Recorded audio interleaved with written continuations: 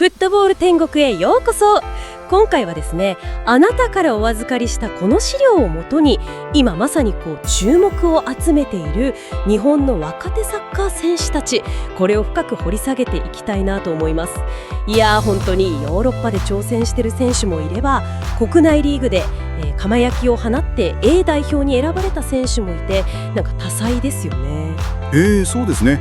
資料を拝見しましたけど、やっぱり彼らが急に出てきたってわけじゃなくて、ちゃんと理由があるんだなっていうのがよくわかりますね。特に昨シーズン2023-24シーズンの具体的なパフォーマンスとか、そのプレースタイル、これが彼らがなぜね A 代表っていうところにまで手が届いたのかっていうのをすごく物語ってるなと。あと A 代表に初めて呼ばれたっていう選手が今回多いのもなんか特徴的ですよね。確かに。じゃあ早速ですけど、その中でも特に、市場価値ですか、これをぐっと上げた選手から見ていきましょうか。鈴木唯人選手。鈴木唯人選手ですね。はい。市立船橋から清水、それから、フランスのストラスブールにも行きましたよね、期限付きで。行ってましたね。で清水に戻って今度はデンマークのブレンビー、ここで完全に花開いた感じですかね。まさにそうだと思います。特に2023シーズンブレンビーでの活躍は本当に目覚ましかったですね。公式戦で見ると38試合に出て12ゴール6アシストで、特にリーグ戦だけ見ても9ゴール決めてるんですよ。これはチームを優勝争いに引っ張っていく、原動力になったと言っていいと思います。リーグで9点、それは大きいですね。彼の持ち味であるその攻撃的な MF とか、ウィンガーとしての高い技術、特に狭いエリアありますよね。あそこを打開していく力とか、あと両足でしっかりシュートを打てるその精度、これはもう彼の大きな武器ですね。なるほど。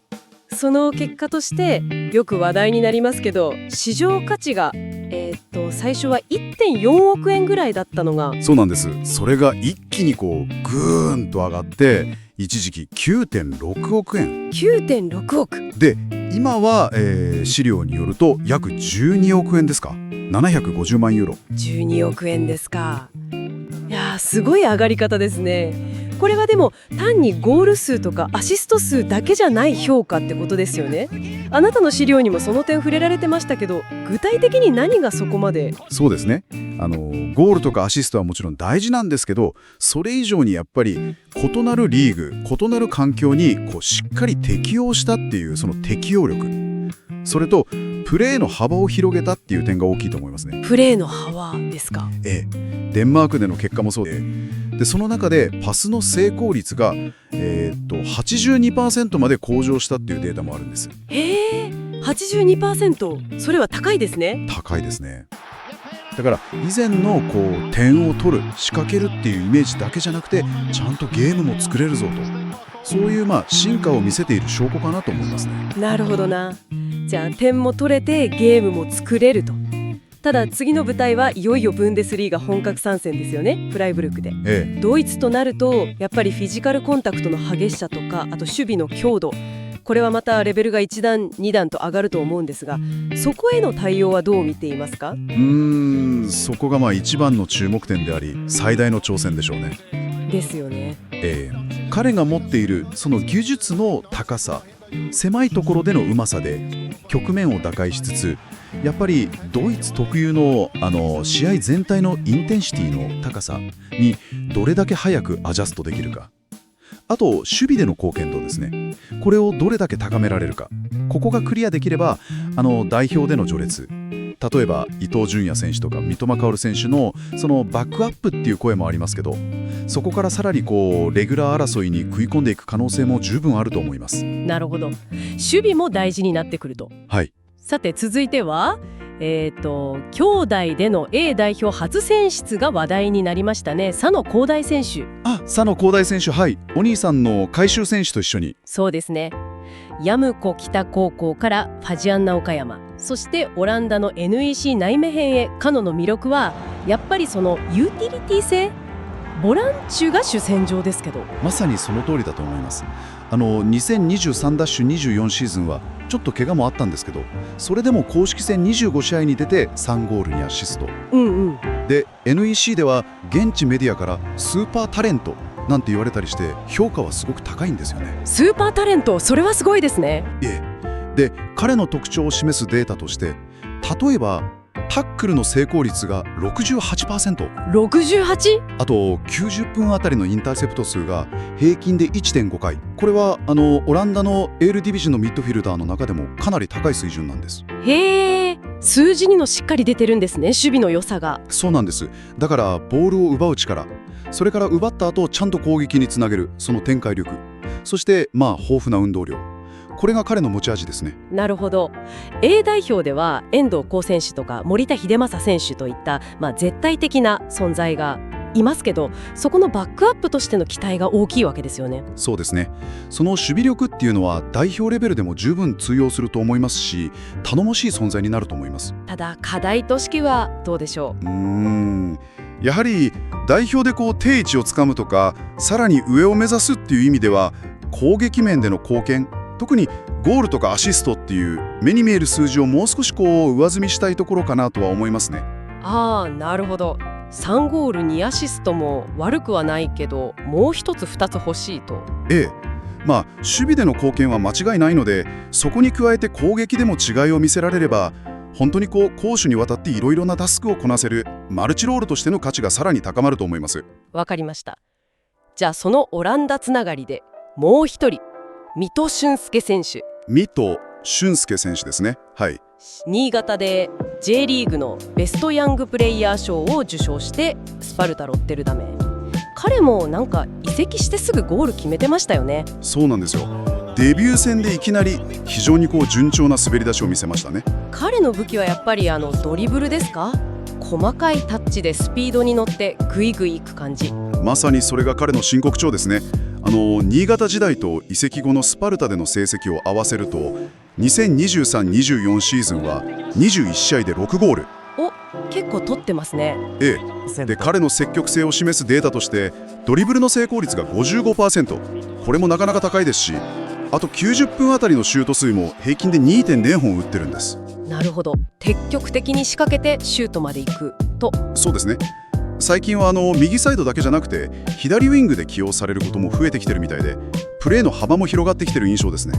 よく伊東純也選手と比較されることがありますけど、あなたはどうご覧になりますか？似ているようでちょっと違うような気もするんですが。そうですね。確かにスピードがあってカットインしてシュートっていう点では似ている部分もあるんですけど、水戸選手の方がより細かいタッチ、足元の技術で相手を剥がしていくような、そういう印象がありますかね。なるほど。テクニカルな感じ。ただ彼がそのヨーロッパのさらにトップレベルで安定して活躍するためにはやはり課題もあって。課題というと？一つはこれも他の選手にも言えることですけど、フィジカルコンタクトへの対応。やっぱりそこは。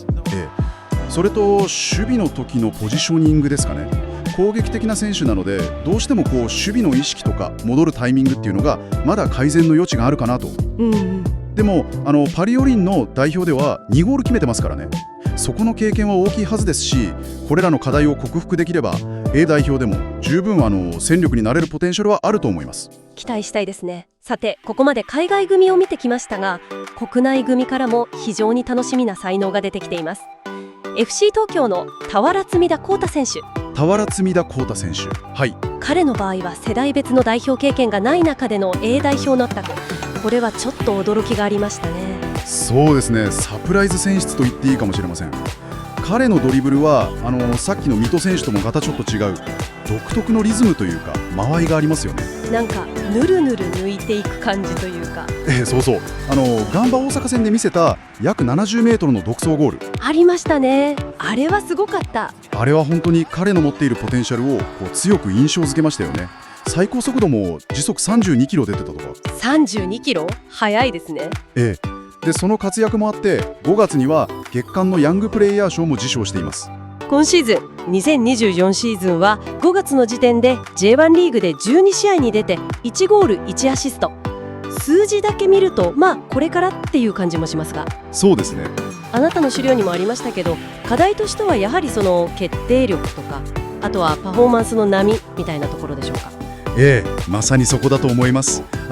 ドリブルでの突破力、局面を打開する力はもう証明されているので、それをいかに安定してゴールとかアシストという結果につなげられるか。結果ですね。